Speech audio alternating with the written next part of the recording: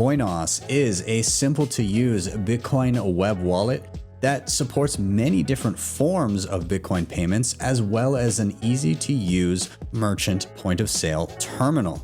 Today, we're going to take a look at how to get you set up on CoinOS, as well as some of the additional features and trade-offs of using it. I am Ben with the BTC Sessions. This is your daily session.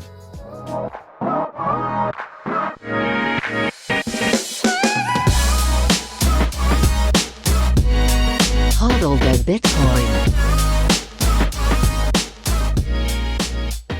If you need help with this or any other Bitcoin related topic and the free tutorials are not quite cutting it, well, you can reach out to me directly so I can help you one-on-one with things like wallets, hardware, multisig, lightning, running a node, or plenty of other options.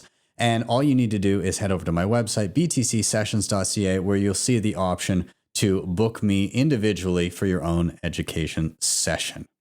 Of course, shout out to sponsors of the show, hodlhodl.com. If you're buying Bitcoin and you have priorities in mind that include peer-to-peer trading, instant self-custody, and no KYC or no ID required, this is a simple place to start. You can sign up with only an email address. Once you're in, you choose your currency, your payment method, and an amount, and you can start viewing offers immediately. They also have peer-to-peer lending where there is no rehypothecation. Links are down below if you want to check them out. Now, of course, when you do get some Bitcoin, eventually you're going to want to secure it with a hardware device. And CoinKite has some of my favorite stuff on the market. My Cold Card Mark IV is my go-to hardware device of choice. I have all their other stuff as well, tap signers, block clocks, open dimes, and I have pre-ordered a ton of these cold card queues, which should be coming out soon. If you want to do the same, or if you want to pick up anything else that I mentioned, you can head to coinkite.com and you can use code BTC Sessions at checkout for a big discount. Now, backups are also very important, and Seedor has one of the most robust and well-designed options on the market, in my opinion. This will keep the backup to your Bitcoin wallets safe from the elements, things like fire, water, and corrosion. You can get it in a starter set here that comes with everything you need to stamp your seed into solid steel and then secure it in the capsule.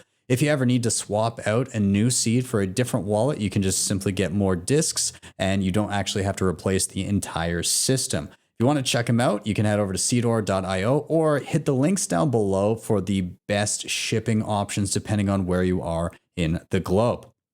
Nunchuk.io is an awesome mobile wallet, and beyond that offers incredible security with their assisted multisig setup known as Honey Badger. The way it works is you grab your mobile device, you log in, and you begin setting up what's known as a multisig quorum or a digital vault that requires multiple keys. At the end of the setup, which they handhold you through the entire thing, you will have 3 keys and they will have 1.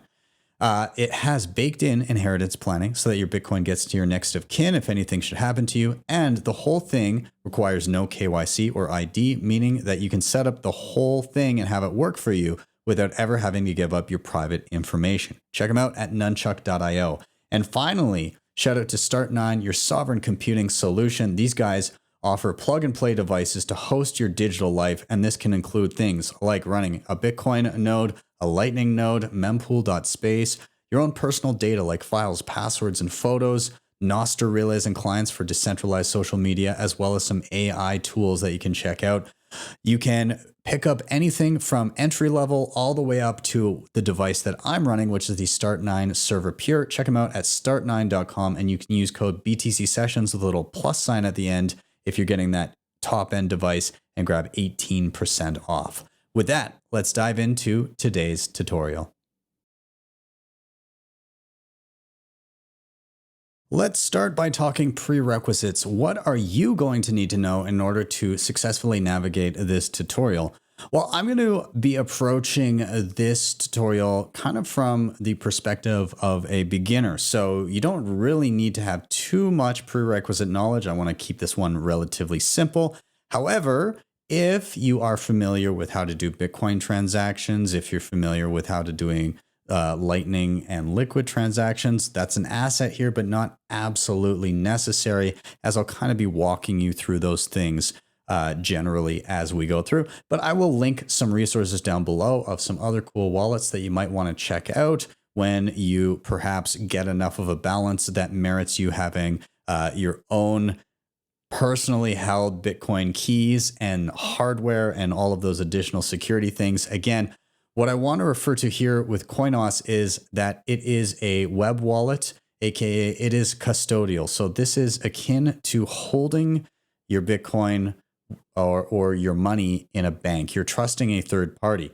When it comes to Bitcoin, you always want to strive towards self-custody, holding your own money and the keys to your own money yourself. And so what I would say with CoinOS is it's fine as a simple kind of initial dive into Bitcoin for small transactions. But once you get beyond the point of an amount of money that you'd be uncomfortable carrying around in your pocket as cash, then you should be looking into having self-custody, setting up a wallet where you have a backup of it and you hold it yourself and you're not beholden to any counterparty, and perhaps diving into a hardware device for additional security if that amount of money gets to a point where it's meaningful savings for you. So with that said, we're going to dive into CoinOS from a very beginner perspective because it's really simple to onboard. But keep in mind, you're going to be striving for that self-custody pinnacle that you'll be working towards beyond CoinOS afterwards. So let's take a look at how to get set up with CoinOS here. One little note before we dive in. I'm going to be doing all this from the browser on my computer, but I know a lot of people are going to want to do this from their phone. That's totally fine. You can follow all the steps I'm doing here from a browser on your phone, and also stay tuned to after the instruction where I show you how to actually, we'll say, install it as what would appear as a regular app just from your browser. It won't be in the App Store, but you can have it basically function exactly the same as a regular app from the App Store by doing a couple quick steps. So watch for that closer to the end.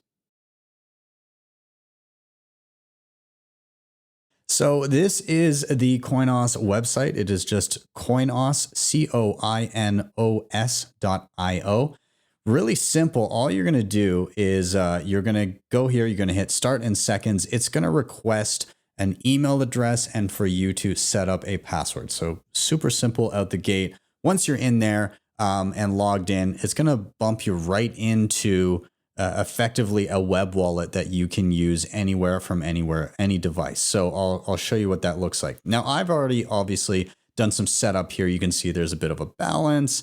I have a screen name and I have an image up there and everything, but yours will look relatively plain and they'll give you kind of just like a random avatar that you can put in here, but you can change all that. So what I'd like to attack first is some of the settings that you're going to want to tinker with before you're going to actually send and receive. So, you can see the send and receive here, but you might want to play a little bit and get yourself set up before you do that. So I'm just going to go up to the top right here. So there's a whole bunch of different buttons here. You have your home button, you have the receive, aka kind of like the merchant terminal, we'll say, a history of transactions. You have a send button as well. And then you have this little sandwich board menu item here. We're going to click on that menu. It's going to give us a drop down. We can see settings, support, map, swag, and sign out. Okay. We're interested in the settings right now because we want to make sure everything is just the way we like it. So I'm going to hit settings. That's going to allow me to set things like my username. So a username is what somebody can use to actually look up your account on CoinOS or to send you payments. So something recognizable that you can share with people. Display name is how your actual home screen is going to look. So if I go back to home here, you can see there's actually a space in my name. And so this can really be anything. There's no rules around it. You can have multiple spaces and stuff, whereas your username is just a singular piece of text. Okay, back to settings. Again, you can set an email address here. So this would be password resets and payment notifications. You can set a profile image and upload, as well as a banner image, which I've done. And then you can also put an about if you care to do so. And then, of course, with any of those changes, you're going to hit Save Settings at the very bottom. So get that set up how you prefer. Up next, let's click on the Preferences tab. So there you can set your language. You can also set your currency. They have plenty of options for local currency, whatever that may be for you. You can turn on payment notifications if you added an email address. So you get an email address an email every single time you receive a payment. You can also hit this button that will prompt you for tips, or sorry, not prompt you, but anybody that visits your page, it will give them the option to send you a tip. So you have like a nice convenient little tip page if you like. And then this is something down below. It says publish Nostr identity. So if you're unfamiliar with Nostr, it is a form of decentralized social media. Really cool. I'm not going to dive into it too much here, but what I will say is they do generate a default, we'll say a default account. It's actually a type of digital key for your Nostr identity here on CoinOS. You don't have to use it. They are going to be adding more features to this so that if you are already on Nostr, you can import your existing information, but that's not currently live. So I'm going to say if you're curious about Nostr, I will link a video on it down below that you can check out. If not, then you can simply just move past that and leave that off. And then finally, they do have an option for Shopify integration.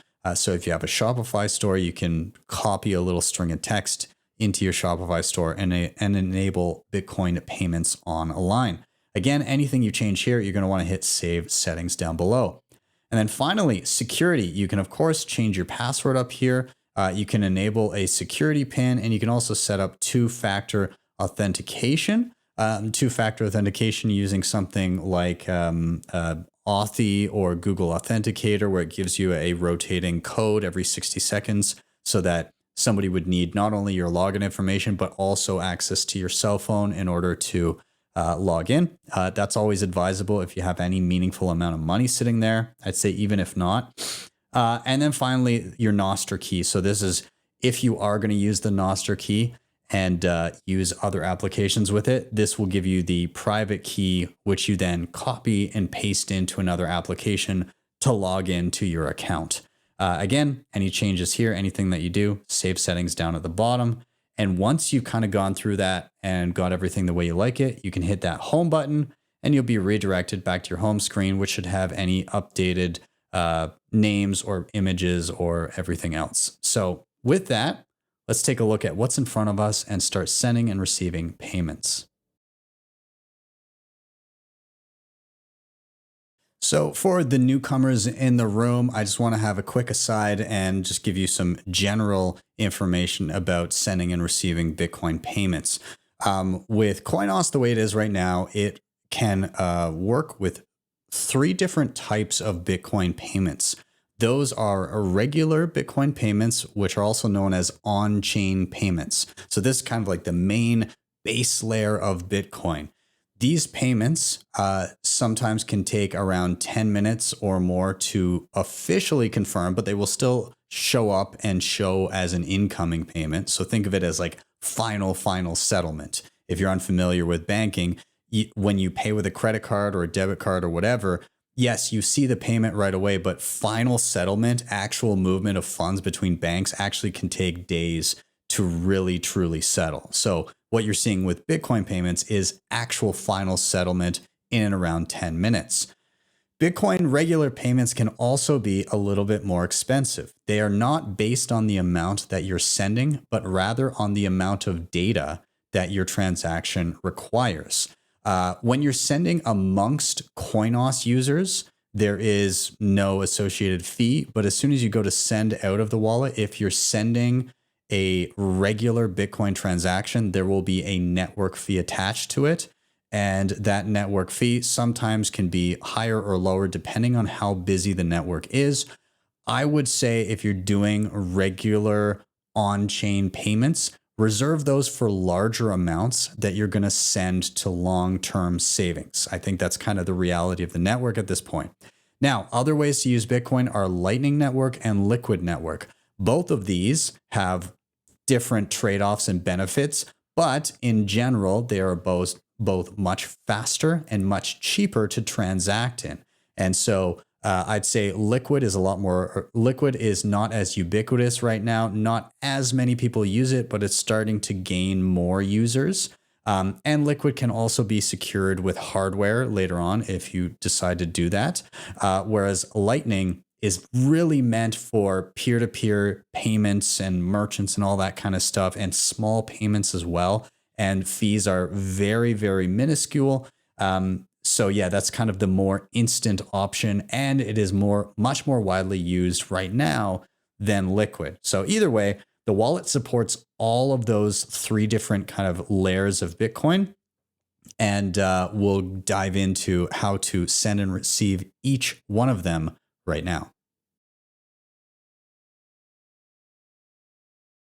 Okay, so let's go through the different mechanisms through which you can receive payments.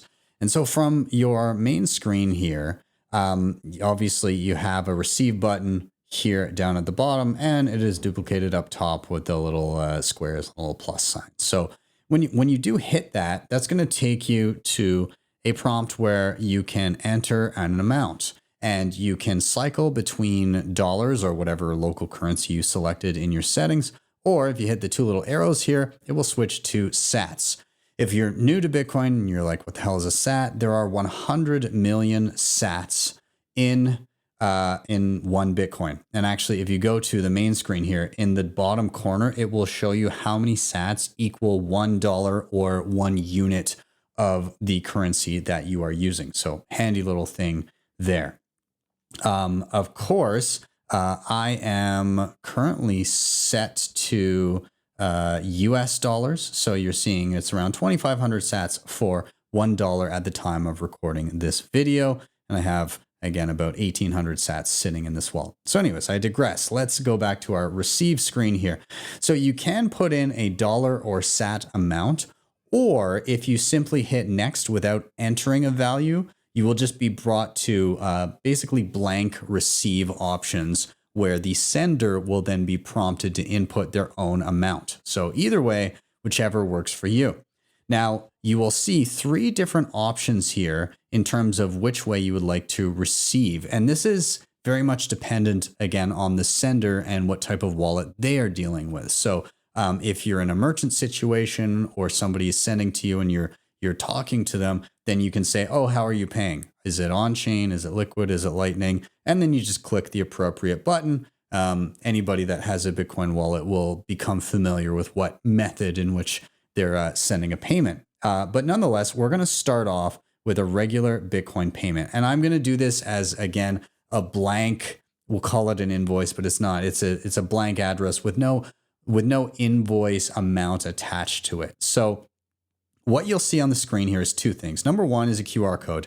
Anybody with a mobile Bitcoin wallet can simply scan that, and it will give them all the information they need in order to send you money. This may just be a blank address for them to input an amount, or if you have selected an amount before coming here, then it will also encode that information. So when they scan it, their wallet will know how much to send. Either way, this is scannable for mobile wallets, but down below, you may not be in the presence of somebody and you may need to send them this information. That is what this mess of digits down below is. This is a Bitcoin address. So if you tap that, it will copy to your clipboard and you can paste it in to a message or into perhaps a wallet that you own and you want to send out from. So I'm actually going to do that right now. So we're doing an on-chain regular Bitcoin transaction. I've clicked that option and I've copied that address to the clipboard.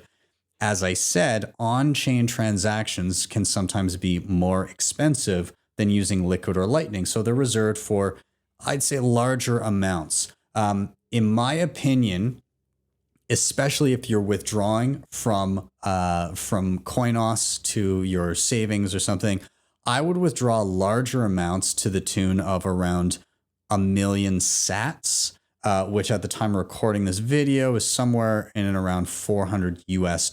So again, this kind of leans towards the saving side of things. Whereas if you're withdrawing in Liquid or Lightning, much smaller amounts are possible and economically viable. So I'm just going to drag over a desktop wallet that I use often. It is called Sparrow Wallet. It's a little bit more complex, so don't worry, but the complexities you're seeing there, all I'm doing is I'm simply pasting in the address that I copied, giving the transaction a label. We'll say CoinOS, and then I'm going to send the maximum amount that's sitting in this wallet, which is in and around $400. Okay, so I'm going to send this over. We'll just leave it in this account for the duration of this video. And then I'll, of course, because it's a larger amount, I'll withdraw it back to my own self-custody afterwards.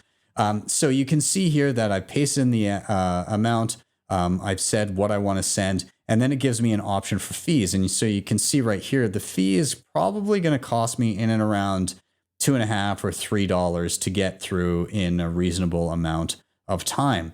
And so I've set my fee. If I'm not strapped for time and I don't mind waiting a little bit, I could lower that a little bit. The fee is up to the user based on how expedient they want the transaction to be. So either way, I've set up everything I want to do, and I'm just going to go through and I'm going to broadcast that transaction so that it goes off to my CoinOS wallet. In other interfaces, you will often just simply see scan, set your amount and fee, and then a big send button. Again, Bitcoin on Sparrow is a little bit more complex. So we can see here now in CoinOS that there is a payment detected of around 998,000 sats, or around $400, just shy of.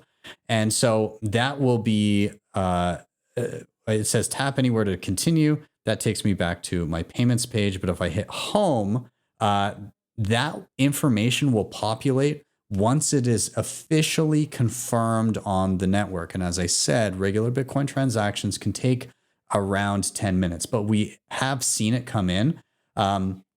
If I go to my payments, which is this little clock in the top right, we can see a pending payment sitting here for the amount. And if I click on it, then I see some more details, and all of that is set there. Okay, so we are all ready to go. We'll just wait for that to confirm so that we see the update to our main page. Okay, so it is now a little bit later. I've now received the funds and they are sitting in my CoinOS wallet. So we can see the updated balance on the main screen. If we go to our payment history, we can see everything is received and confirmed. So let's try receiving in another method. So I'm going to go ahead, I'm going to hit receive. And again, I'm just going to bypass doing an actual invoice here. I'll just hit next.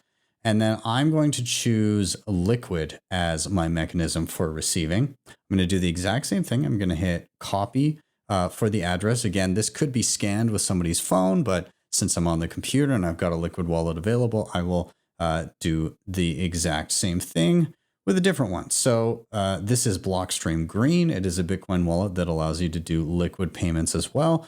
So very simply, I'm going to hit the send button here. I'm going to paste in the address I've just copied, and I'm going to choose an amount. I'll choose a US dollar amount. Let's say, I don't know, $15. Okay. So I put that in. It auto tells me exactly how many sats that is going to be. I'll just hit review. Everything looks good. I made note of the address. It's always good to kind of take a peek at the last few digits of the address. I see it ends in WZ. I'll just hit send. And off it goes. You can see the kind of the difference in interfaces with various wallets. But if I go here, look, payment detected.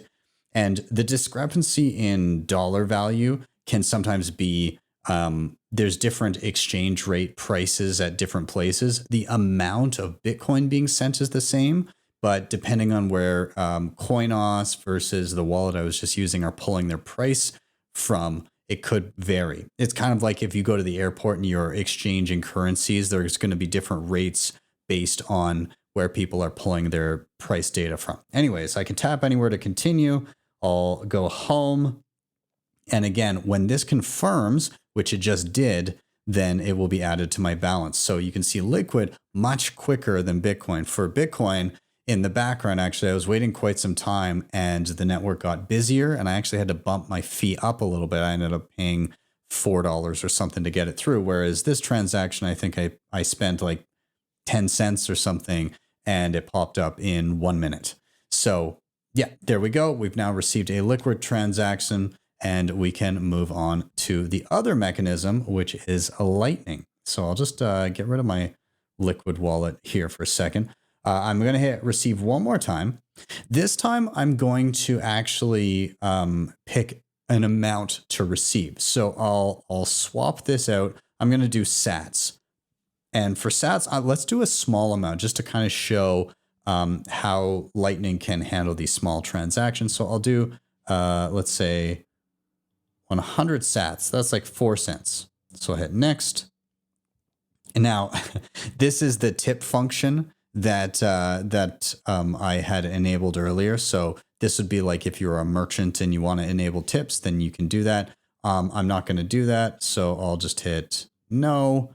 Okay, so this is an invoice for 4 sats. Once again, if somebody had a Lightning wallet, because I am currently clicked on Lightning right now, they could scan this and just simply hit pay. But again, I'm going to copy this information here. This is actually a full Lightning invoice. It has all the information about the amount that needs to be sent as well. Now I've got a browser plugin here called Albi. I've done a video on it. I'll link it down below, but I can simply tap it here. This brings up my Lightning wallet that is linked in my browser. I'm going to hit send, and then I'm going to paste in what I've copied from CoinOS. I'll hit continue. It detects that this is an invoice for 100 sats, or around 4 cents. I'm going to hit pay now. And you can see it's effectively instant. So that payment went through right away. It is now done and settled. If I click anywhere, it's already part of my balance. Okay. If I go to my wallet history again, I can see received. And actually now that we have a few different transactions, we see the different types of received transactions that have come through: on-chain, liquid, and Lightning. However, the balance that I experience on my main screen is all one unified balance. So I don't have separate amounts based on the payment method. It is just simply, I have a certain amount of Bitcoin, and that amount of Bitcoin, or that number of sats, remains static.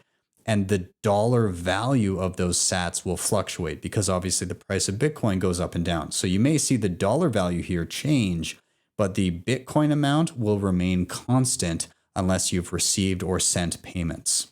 Now, when it comes to Lightning, there's actually another way to receive Lightning directly, a Lightning transaction directly to your CoinOS account. On your main screen here, if you click on this little profile button with the sandwich board, it does a drop down. It shows you a link to your profile page that can be shared anywhere, and anybody can navigate there and they'll see the ability to send you Bitcoin. Down below that, you'll also see something that says Lightning address. This is effectively like having an email address for money, okay? And so if you share this to anybody, so mine is btcsessions@coinos.io, if anybody has that, they have the ability to send you a Lightning payment. Not an on-chain payment, not a liquid payment, but a Lightning payment. So I'm going to copy that information. And I'm going to open up Albi one more time. And so I'm going to hit send, and I could paste it in or I could type it in, exact same thing. So I'll just hit paste, btcsessions@coinos.io. I'm going to hit continue. This now prompts me to say, how much would you like to send to this Lightning address? I'll just choose one of the defaults here, but I could type in anything. I'm going to say 1,000 sats. That's about 40 cents. I'll hit confirm, and off it goes. And I should see that pop right into my wallet, more or less. And I'll just get out of Albi here. If I go back to my transaction history, I can see there's that 40 cents coming in right there. It's already settled, already done, already added to my total balance. So you have on-chain payments, you have liquid payments, you have Lightning payments. And for all of those, you've got the option to either just share a public piece of information that anybody can send to, that is just the address, or the option to create an invoice that when scanned or pasted will inform the sender of how much to send you. So let's now investigate sending transactions in your many forms that you can. So I'm going to go ahead, I'll just hit the send button on my main screen. And it says that I can paste in a Bitcoin address, a Lightning invoice, or a CoinOS username, and presumably also a liquid address as well, but I think they just wanted to keep it brief here. Now I can paste these in. So for instance, if I had, say, Sparrow Wallet here and I hit receive, then I could copy that information and I could simply paste it in right there. Or if somebody had messaged me or emailed me this information, I could paste it in. Conversely, I could hit scan. This should open up my camera right here. And I now have a Bitcoin wallet on my phone here. And I'm just going to hold up the QR code. And it recognizes the QR code where I'm sending to and says, how much would you like to send? It knows that this is a regular Bitcoin address and it will act as such. Now I can then paste in or type in the amount in dollars or sats that I would like to send. So let's say I wanted to send $100. It tells me how much in sats that is. So I can go back and forth. When I hit next, it will let me know, hey, what network fee would you like to attach? And I have some optionality here. So you can see if I do the drop down, the fastest is at around $2.17 at the current time based on how busy the network is. If I go medium or slow, those options are here now. Not too much variance between them. I would love to see also a manual option here for power users that start to really kind of try to fine tune their usage, but that's what you have. And once you've designated your fee, you simply hit the send button and off it goes. Now I'm not going to send this off because after this tutorial, I prefer to have some spending cash in a form that is easier for me to deal with lower fees, which typically tends to be Lightning or Liquid. But you get the point. If I were to hit send, this would send off to the wallet that I just scanned on my phone. So I'm going to back out of this and we'll go right back to our main send screen. All right, so here we are back at the main screen and let's test out sending in a couple other ways. So we're going to now try sending off to a Liquid address. So I'll pull up my Liquid wallet here again. Open it up, put in a pin here that I have. Okay, there we go. So I'm just going to hit receive on this wallet and I'm going to hit copy for the address that I wanted. Jump back to CoinOS. So again, we're assuming that you're either sending to your own wallet, in which case you've copied it or scanned it, or to somebody else's and they've sent you the appropriate information. So I'm going to hit send. I'm going to paste in that address and I'm going to hit next. And now it says, how much would you like to send? Let's do a $10 transaction, which is around 24.9 thousand sats or close to 25,000 sats. I'm going to hit next. It says, hey, what fees would you like? Keep in mind, again, this is the Liquid network. So you can see the variance in fees here, basically as low as you can go. 252 sats are around 10 cents. Okay, that sounds pretty good to me. So I'm going to go ahead. I'm going to hit send. Off it goes. Tap anywhere to continue. I'm back to my payments page. I can see that is sent off. I'll hit home. I see a reduced balance. If I go back to my wallet here in a moment, I should see a new transaction. There it is right there, incoming. And it takes 1 minute for a liquid transaction to confirm and 2 minutes to be fully settled and irreversible. So that is all good. And we're basically good to go when it comes to Liquid. Let's move on to Lightning payments and the different ways that you can execute those. So what I'm going to do first is I'm going to send to a Lightning invoice. So somebody has designated an amount that you want, they want you to send. So I'll go to Albi and I'm going to hit receive here. I'll hit Lightning invoice. And I'm going to choose an amount. I'm going to say 5,000 Satoshis, which is around $2. I'll create the invoice and copy it. And remember, this may take the form of you hit send and you scan a QR code, or somebody texts you this information and you paste it in. But for this instance, I'm going to be pasting it in. So I'm going to hit send. I'm going to paste in the appropriate information. There's a lot there. I'm going to hit next. It detects, hey, this is 5,000 sats. It's around $2. And it says that there is very minimal fees. It's going to cost me 4 sats to send this, not even a penny. And so I'm going to go ahead, and it does say there's a max routing fee associated with it, but that is, you can adjust that downwards. I'm assuming it's not going to take that much, so I'm going to reduce it quite a bit. I'll hit send, and off it goes. And we'll just see, there we go. I can see that it just came in 5,000 sats right there. There's the transaction received.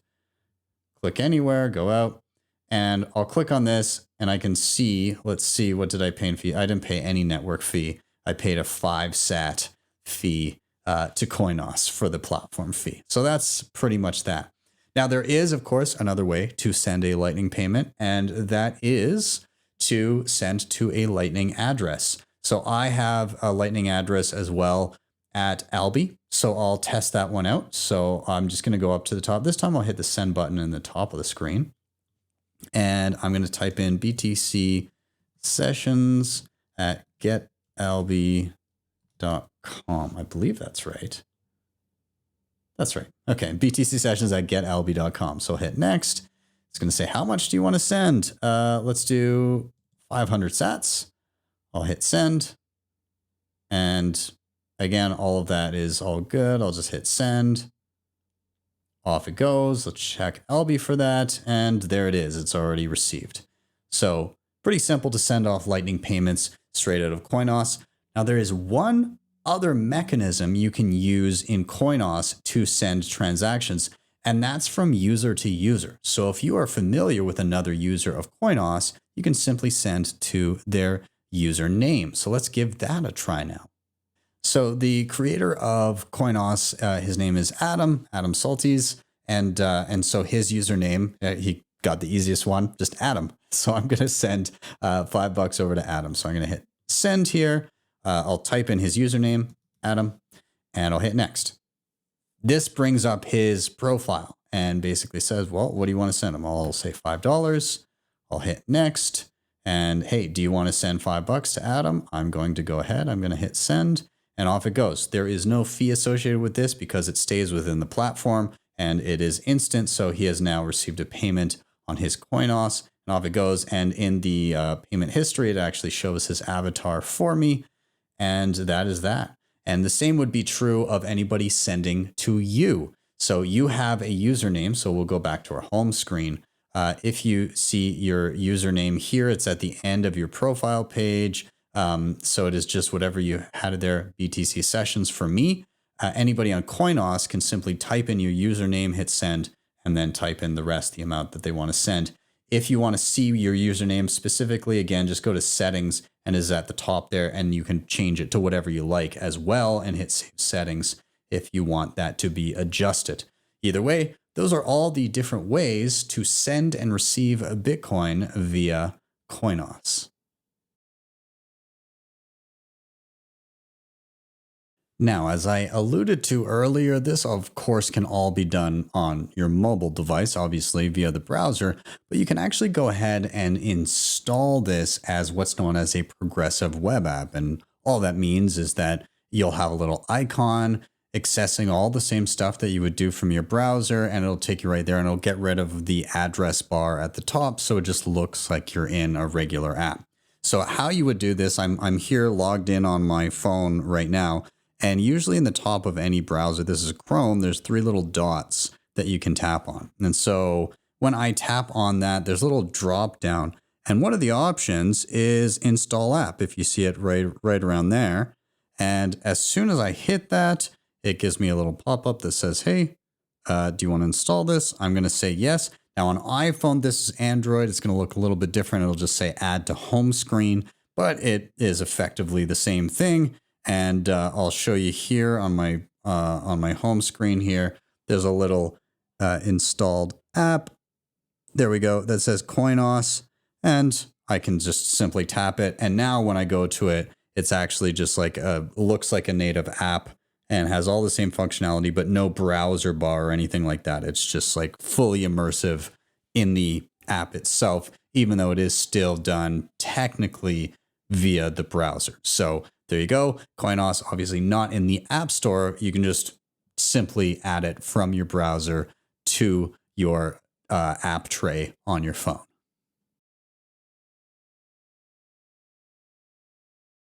Now, the last thing I wanted to highlight here with CoinOS is their map function. So if you go within your browser, again, either desktop or mobile, just hit the menu button and then go to map.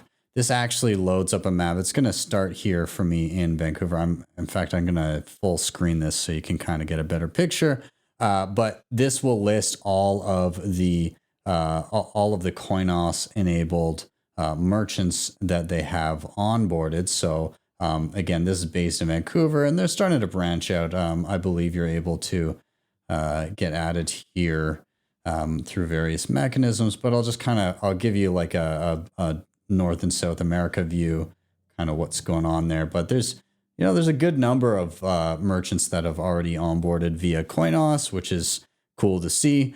Now, in terms of when you actually zoom in and check out any of these merchants, you can see when you click on an individual merchant, it will show you who they are, where they're located, and some may have more information than others. On this one, I can actually click on it and it goes to the actual page of said merchant. So if it's associated with an actual profile page, then it will also pop up there. Pretty cool. I think it's useful. Reach out and get yourself listed there if you care to do so.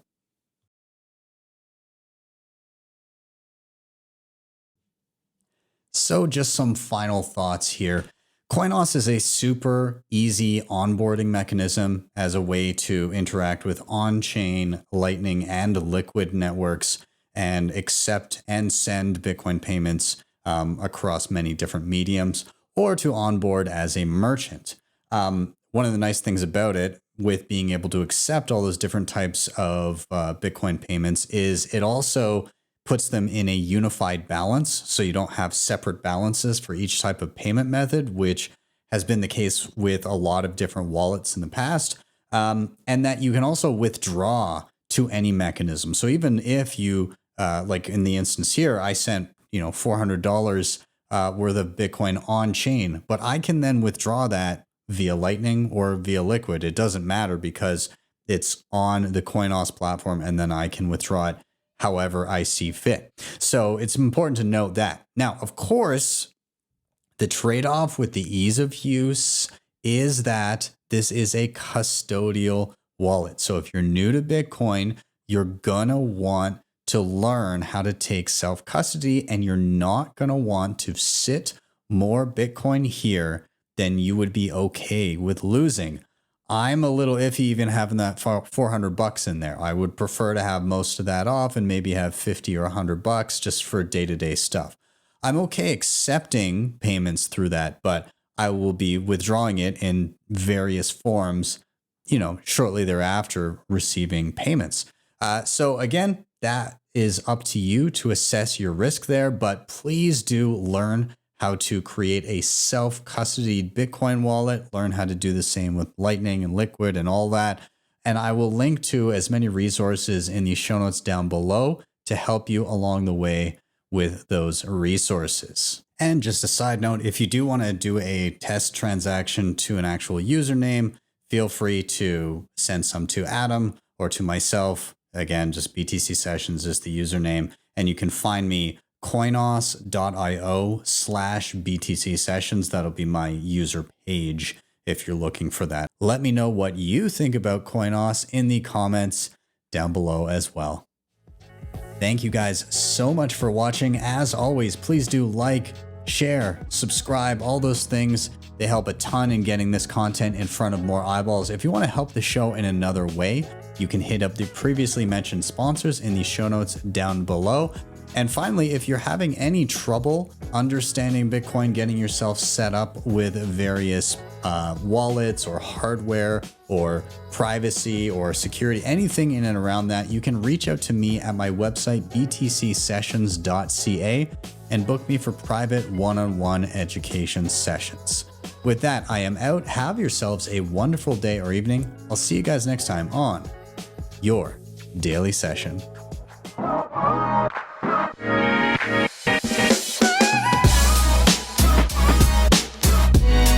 Hodl the Bitcoin.